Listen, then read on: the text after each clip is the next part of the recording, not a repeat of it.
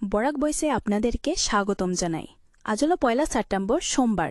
আজকে সকালে বিশেষ বিশেষ খবরগুলি হল: ভুয়া পরিচয়ে বিয়ে, শিলচরের যুবতীকে মুর্শিদাবাদের যুবক গ্রেফতার, নাম সজল দাস, গড়ে মিলল মাইনুর ইসলাম নামে নথিপত্র। এমন কর্মকাণ্ডে ধরার পর এ নিয়ে তীব্র চাঞ্চল্য ছড়াল শিলচরে আশ্রম রোডের তপবননগর এলাকায়। নকল ভোটার আইডি ও আধার কার্ড বানিয়ে নিজেকে হিন্দু পরিচয় দিয়ে এক হিন্দু নারীর সঙ্গে অবৈধ সম্পর্ক তুলে এবং বিয়ে করে নেয়। স্থানীয় সূত্রে জানা গেছে, অভিযুক্ত যুবকের প্রকৃত নাম মাইনুর ইসলাম, বাড়ি পশ্চিমবঙ্গের মুর্শিদাবাদ জেলায়, পেশায় ফেরিওয়ালা। শিলচরে প্লাস্টিক সামগ্রী বিক্রি করে এবং সজল দাস নামের বউ ডকুমেন্টস দেখিয়ে শিলচর আশ্রম রোডের কীর্তনের গলির পেছনে এলাকা তপবননগর একটি বাড়াঘর নিয়ে নাম পরিচয় হিন্দু দেখিয়ে এলাকার এক মহিলাকে ফুসলিয়ে বিয়ে করে ফেলে বলে অভিযোগ। ঘটনাটি এলাকার বাসিন্দাদের সন্দেহ হলে তারা গতকাল অর্থাৎ রবিবার অভিযুক্তের ঘরে ঢুকে তল্লাশি শুরু করেন। সে সময় যুবকের ঘরে থাকা একটি ব্যাগে মাইনুর ইসলাম নামের ভোটার আইডি এবং আধার কার্ড পান। তখনই আসল সত্য বেরিয়ে আসে যে সে হিন্দু নয়, বরং ভুয়া পরিচয় ব্যবহার করে এতদিন এই সমাজে প্রতারণা করে। এরপরই শিলচর সদর পুলিশে খবর দেওয়া হলে পুলিশ ঘটনাস্থলে পৌঁছে অভিযুক্ত যুবক ও মহিলাকে গ্রেফতার করে থানায় নিয়ে যায়। রূপোর গয়নায় হলমার্কের সঙ্গে থাকবে ইউনিক নম্বর। আজ থেকে চালু নতুন নিয়ম। গ্যাসের দাম থেকে আয়কর আজ থেকে বদলে যাবে একাধিক নিয়ম। প্রতি মাসের শুরুতে একাধিক নিয়মে আসে বড়সড় পরিবর্তন।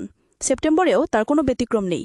মাসের শুরু থেকে এমন একাধিক নিয়মে পরিবর্তন আসতে চলেছে যেগুলি নিম্নবিত্ত থেকে মধ্যবিত্ত সকলের পকেটেই চাপ ফেলতে পারে। প্রথমত, যে করদাতারা এখনও আয়কর দাখিল করেননি তাদের জন্য আয়কর রিটার্ন জমা দেওয়ার সুযোগ রয়েছে 15 সেপ্টেম্বর পর্যন্ত। অন্যদিকে বর্তমানে আধার কার্ড বিনামূল্যে আপডেট করা যায়, কিন্তু আগামী 14 সেপ্টেম্বর পর্যন্ত এই সুযোগ রয়েছে। এদিকে 1 সেপ্টেম্বর থেকে যারা রূপোর গয়না কিনবেন তাদের ক্ষেত্রে নতুন নিয়ম কার্যকর হতে চলেছে। এক্ষেত্রে গ্রাহকদের কাছে দুটি অপশন থাকবে। কোনো ব্যক্তি চাইলে ইউনিক আইডেন্টিফিকেশন নম্বরযুক্ত রূপো কিনতে পারেন, তবে এখন এই নিয়ম বাধ্যতামূলক হবে না। অন্যদিকে বর্তমানে বেশ কিছু ব্যাংক বিশেষ ফিক্সড ডিপোজিট স্কিম অফার করছে। এই স্কিমগুলির মেয়াদ রয়েছে 2025 সালের সেপ্টেম্বর পর্যন্ত। সেক্ষেত্রে কোনো গ্রাহক বেশি রিটার্ন পেতে হলে এই স্কিমে বিনিয়োগ করতে পারেন। রিল বানাতে বাধা দেওয়ায় প্রতিবাদ করায় স্বামীকে কুপিয়ে খুনের চেষ্টা স্ত্রীর। এ রিলের নেশা স্ত্রীর প্রতিবাদ করায় স্বামীকে কুপিয়ে খুনের চেষ্টা করলেন মহিলা। ভয়াবহ ঘটনাটি ঘটেছে উত্তরপ্রদেশের গাজিয়াবাদে। ভাইরাল হওয়া 16 সেকেন্ডের একটি ভিডিও ক্লিপে দেখা যাচ্ছে শিশুকুলে তাকা এক ব্যক্তিকে বারবার কূপ মারার চেষ্টা করছেন এক মহিলা। সে সময় অন্য একটি কিশোরী তাকে নিরস্ত্র। ইতিমধ্যে ওই মহিলার বিরুদ্ধে একাধিক ধারায় মামলা রুজু করে তদন্ত শুরু করেছে পুলিশ। জানা গেছে আক্রান্ত ব্যক্তির নাম আনিস। 2009 সালে অভিযুক্ত ইসরাতকে বিয়ে করে সে।